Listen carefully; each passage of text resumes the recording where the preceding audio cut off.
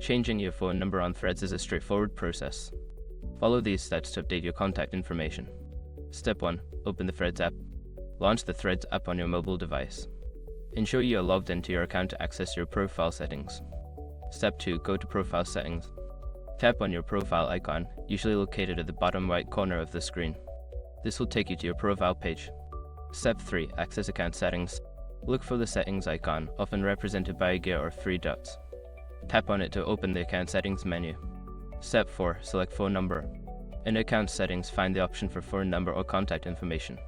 Tap on it to proceed to the Phone Number Update section. Step 5. Update your phone number. Enter your new phone number in the provided field. Follow any prompts to verify the new number, such as entering a verification code sent to your new phone.